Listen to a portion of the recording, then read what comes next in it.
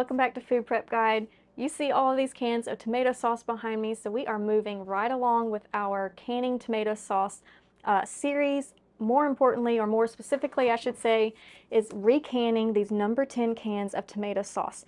This is an incredible time-saving, money-saving way to get a lot of canned meals on your shelf without having to grow a ton of tomatoes, or without having to spend a little fortune at the grocery store to get enough tomatoes to produce everything that we're going to be making in this series. We have already shared a lot of recipes, and they will be linked directly on the screen at the end of this video, so you can just plop in and move right through those series if you are interested. Today's video is pizza sauce. Now, pizza sauce is something that I have already canned earlier in the season, but what I did is I canned a multi-purpose sauce that I could use for both pasta and pizza sauce. I want to go ahead and dedicate one of these number 10 can sauce to pizza sauce, because what I have found is I canned the multi-purpose sauce in pints, and what I'm finding is that when we do pizza night for our family, we're a family of 5, we do 2 like pretty large size pizzas, and I'm finding that we normally do only one pizza with your traditional tomato sauce, and the next one is going to be like we mix it up. We'll do barbecue sauce, we'll do pesto sauce, we'll do Alfredo sauce. So what I'm finding is that I only need half pints sizes, or even quarter pint sizes, for just one pizza or for one pizza's worth of tomato sauce. So what I'm going to be doing today is canning in half pints, or maybe even quarter pints. I haven't quite decided yet, probably half pints. But that will be able to line my shelves with enough pizza sauce to get us through until next year, when we harvest more tomatoes, or I decide to buy more number 10 cans when it's a good sale. If you missed future or past videos in this series, this number 10 can of tomato sauce is available for about $5 online through Walmart. But you might be able to get a better deal at somewhere like Sam's or Costco or one of those warehouse style clubs. I just didn't shop there, so I just know that from Walmart online, these are $5, which is an incredible savings. By the end of all of the things that we're going to be making, I have one more can, so for a total of 7 cans, we're going to end up with approximately 65 to 75 jars of ready-made meals on our shelves, and I'm really excited about it. We've already done chili base, sloppy joe base, what was it, barbecue sauce. So if you're interested in all that, stay tuned. Those will be linked on the end of the screen at the end of this video. But today we're doing pizza sauce, so let's get started. By the way, if you would like help building your food storage, scroll down to the description box of this video and click this link for our free 1-year food storage plan. We calculated a year's supply of food for one person, then broke that data down into a week-by-week list of items to build your pantry on a budget. We'll send it straight to your inbox. If you're new here, we invite you to subscribe and hit the notification bell so you don't miss all of our upcoming food preservation, pantry storage, and gardening tutorials. Now back to the kitchen. To make this pizza sauce, we're going to use one number 10 can of tomato sauce.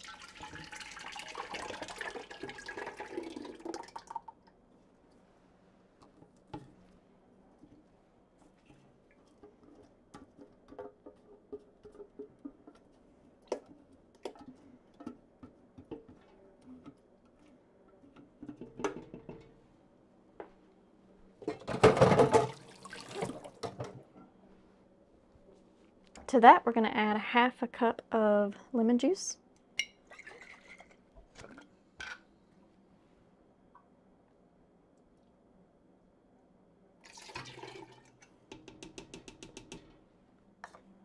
And now it's just our spices. So we're going to use 2 teaspoons of oregano.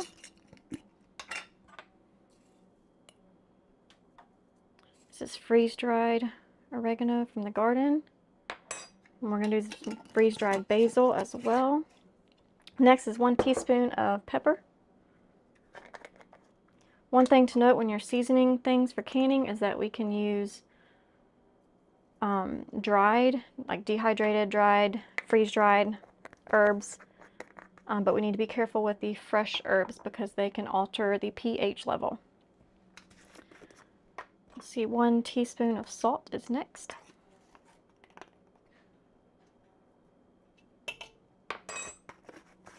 After that, we need 1 teaspoon of garlic.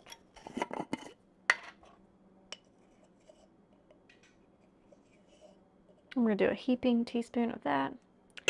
We like a really strong garlicky and basil flavor to our pizza sauce.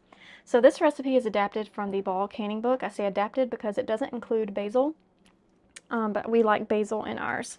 And as long as we're adding dried basil, that's perfectly fine. We just wouldn't be able to add fresh basil. And I'm gonna estimate about 2 teaspoons or so, and I'm gonna crush it up. I kind of freeze dried it in chunks this year, so I'm gonna crush it up a little bit, get more of a crushed basil. And seasonings do intensify when you are canning, so less is more when it comes to canning recipes. And that's it. Let me get my whisk. Stir this around. I'm going to bring this up to high heat, and we just need to bring this to a boil, and that's it. As soon as it comes to a boil, we can go ahead and load it into our jars. If the sauce ends up not being as thick as we want it when it comes time to actually make the pizza, we always keep tomato powder on hand, and then we can just sprinkle that tomato powder directly into the pizza sauce and get it as thick as we want it to. I'm going to keep the lid off so that as it comes up to a boil, it can evaporate just a little bit and get a tiny bit thicker, and then we will load up our jars. Pizza sauce just came to a boil. I actually ended up boiling it for 5 minutes. Not because I had to, but just because I just didn't see it in time, which is fine. So now we're just going to start filling our jars to a 1/2 inch headspace. And if you notice, I have 2 different size jars here, so I wanted to chat about that real quick.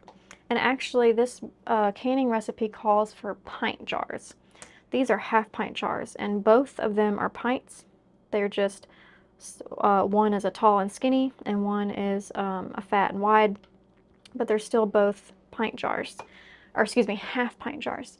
But when the recipe calls for pints and I want 1/2 pints, is that okay? As far as canning safety goes, can we safely change jar sizes?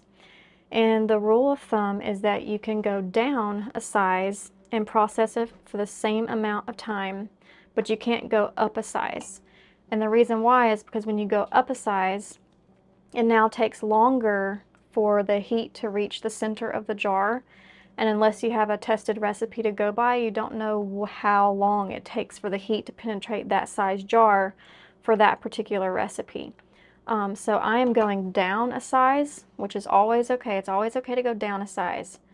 And remember to just process it for the same amount of time. So even though the recipe calls for pints at 35 minutes to process for 35 minutes, I'm still going to process it for 35 minutes, but I'm going to be using 1/2 pints instead. And then a note about the jar sizes. So in this case, I'm actually going to be double stacking my canner. It is perfectly safe to double stack your canner, your jars, as long as you have some sort of barrier in between them. For, like, if you have a barrier on the bottom layer of jars that the top layer of jars can sit on, so that there's not glass against glass. And that's what you want to avoid. You want to avoid glass against glass. And in order to achieve that layer, you typically want to use some sort of canning rack. This is the rack that comes in my pressure canner, and that's the one that I'm going to be using, and I'll show you all how I'm going to be double stacking that. But the other thing to consider when you are double stacking jars is, can you still achieve that at least 1 inch submersion of water, preferably 2 inches, just to accommodate for any water levels lost during the processing time. And if your pot is tall enough to still submerge your jars by a full inch of water during the entire canning process time, then it's perfectly fine to double stack. I overfilled that one back there big time. Let me get a spoon before I forget. So I will show you in just a second how to double stack.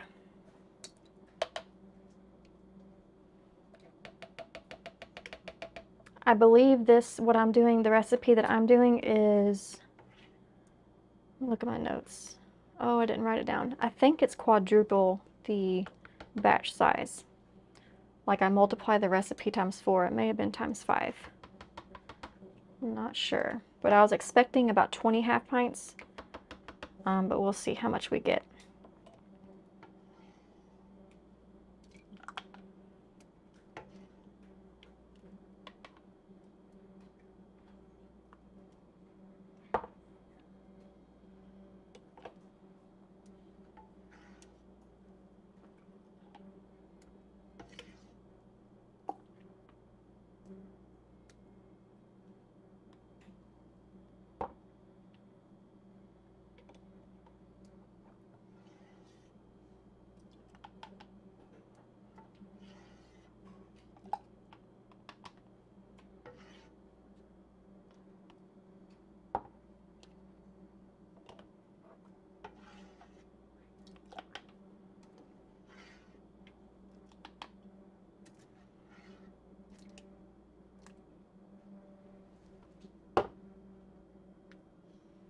Okay, next step is to debubble.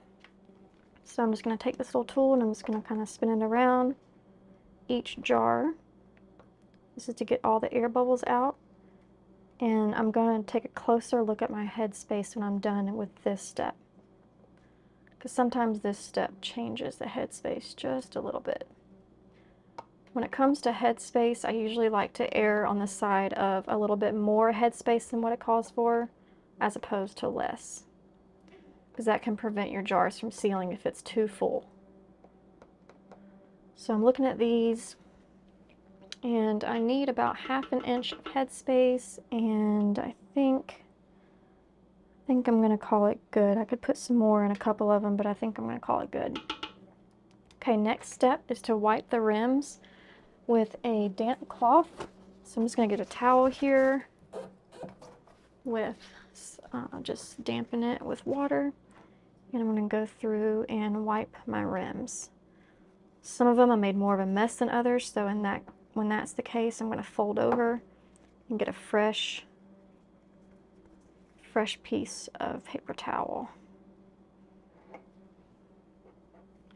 And this is going to help us get a good seal. Food getting trapped on the rims is the #1 cause of a jar not sealing. There's other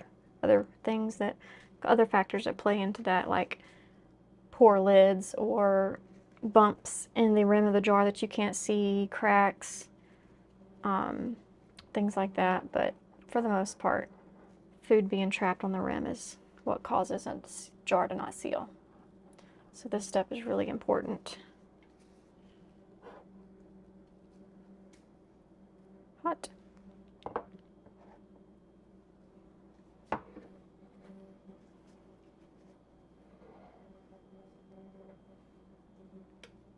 Okay, and then we need to put new clean lids on. I'm going to put these shorter jars in first, and then we'll double stack the other jars on top. Actually, let me see how many. 2, 4, 6, 7, 1, 2, 3, 4. Change my mind. I'm going to do the half pints, or the tall half pints on the bottom, since I have fewer of the wide mouth half pints. I didn't want to come apart. There we go.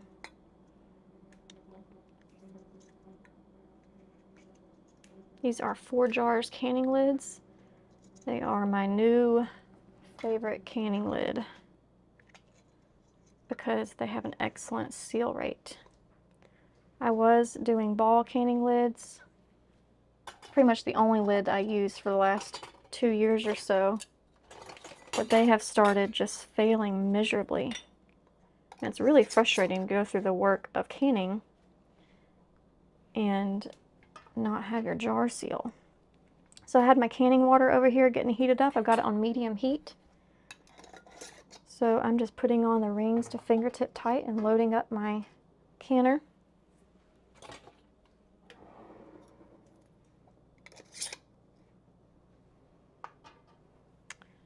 I'm going to have to probably do a little bit of finagling here, but I'm going to try and show you how to double stack good. Sometimes I have a jar fall and it takes a little bit of working to get it right, but we'll get it. I'm going to put one in the center to support that, to support my little rack over here. Now that doesn't feel like it went on right. There we go. Okay. I need one in the center, and I'm going to try and get it nice and even. Okay, here so you can see what I'm doing here good. That's about even. So now I'm going to put my rack here right on top, and then I'm going to put the lids, or excuse me, the rings on these jars. Start loading them in.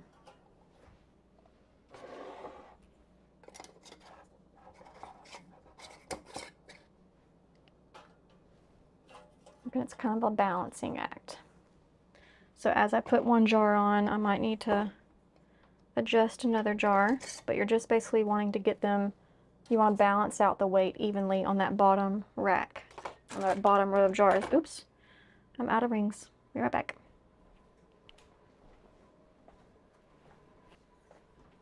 Here we go.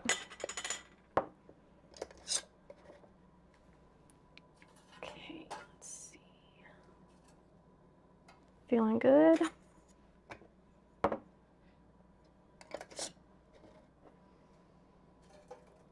Okay, so I've got 7 on the bottom and 5 on top. So now comes the tricky part, and that's lowering it in without these falling. So let's see what we can do with that. Slowly. Looking good. Okay, good. So at this point, water is over the jars, but they are not under by an inch. So I'm going to add some warm water real quick.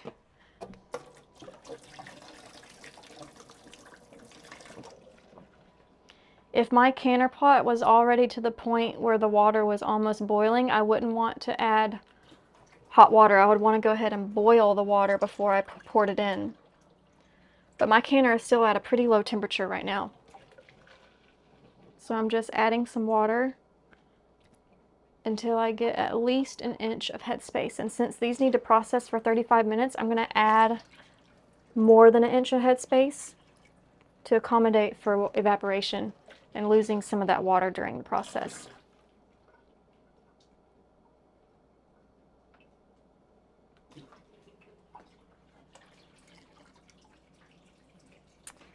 Okay, I'm going to do one more half cup. And I think that's going to get me about 2 inches. Yep, okay. We're at about 2 inches right now, which I'm happy with. So at this point, we're going to put the lid on, and I'm going to turn my heat up all the way to high. And we're going to wait until this comes to a hard rolling boil before we start our processing time. But once it does come to a hard rolling boil, we're going to process for 35 minutes. Remember to adjust for your elevation. I'm loading up my second batch of pizza sauce to go into the canner, and I realized I forgot to show you the pH strip. So let's go ahead and do that real quick. This is just for peace of mind that it is acidic enough to be safely water bath canned, because the acidity of tomato sauce can vary wildly. So here's our pH strip and here's our color. As you can see, it's in between 3.0 and 3.5. And we need to be below 4.6, which is all the way right above that 4.5 mark. So we're down below that, so we are good to go as far as being able to safely water bath can. Here's our double stacked pizza sauce. It turned out good. It stayed submerged under a full inch of water the entire time. So we're good to go. Processed for 35 minutes. Looks beautiful. Now all that's left is to let it sit in a spot where I cannot touch it and move it for 12 to 24 hours, just to allow it to seal well without accidentally pushing down the seal and creating a false seal. So that's what I'm going to do, and then tomorrow I will be labeling it, cleaning them, and putting them on my shelf. It's the next day on our pizza sauce, and we need to get these ready to go onto the shelf, which means we need to remove the rings, check our seals, date them, and all that fun stuff. So I'm just going to remove all the rings real quick. The reason we remove the rings for canning storage is so that it's just to protect ourselves against a false seal.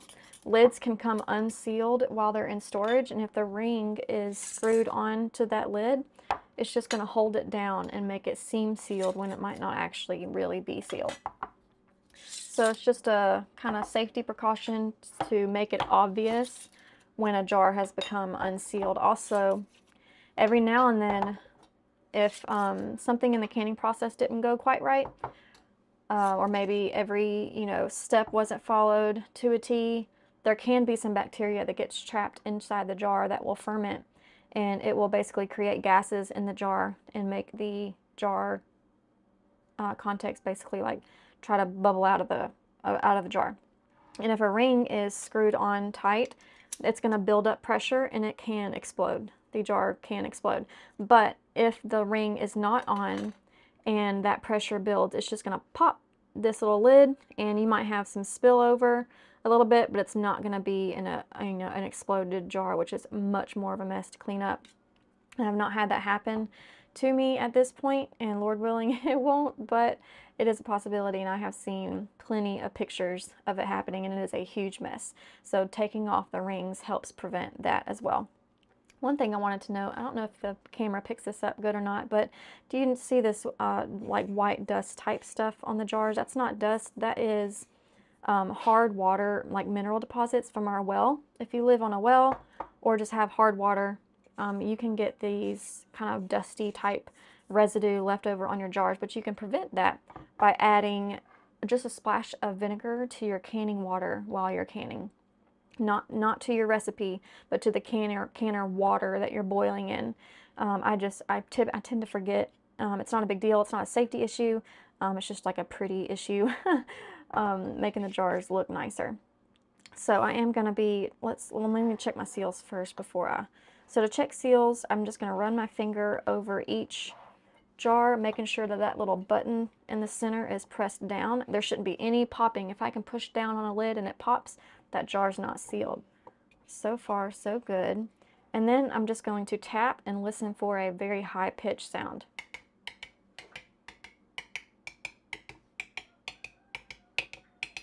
All of those sound good, and for my last test, I'm just going to pick up a lid carefully, kind of on the side, and kind of pull up gently and make sure that we have no movement at all on that lid.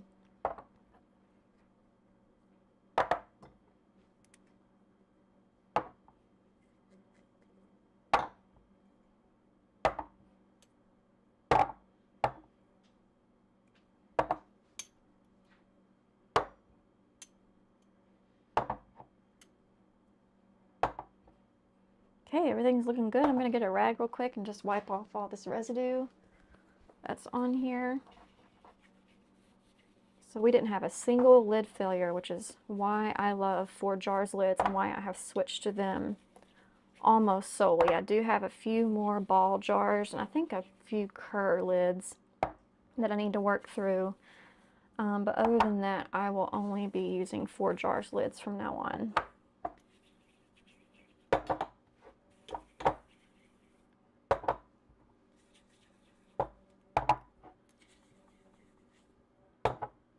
I didn't have any siphoning or anything. Siphoning is when liquid kind of leaks out of your jars, and it's going to make the outside of your jar super sticky. And every now and then that will happen, and I will actually take a wet sponge and actually clean the jars before storage, but I don't have to do that this time because I don't have any sticky residue on the outside. Okay, now it's time to label, so I'm just going to write pizza sauce. Actually, I'm just going to write pizza, and the date, I'm just going to do the month and the year, so 11/23.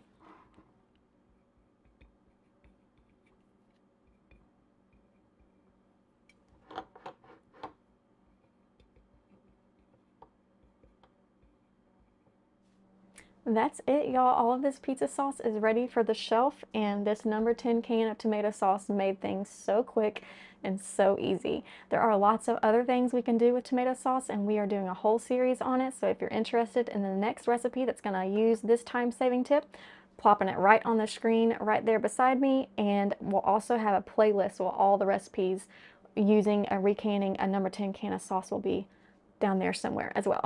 Okay, y'all. I hope that helped y'all, and I hope y'all enjoy, and we will see you next time. Bye.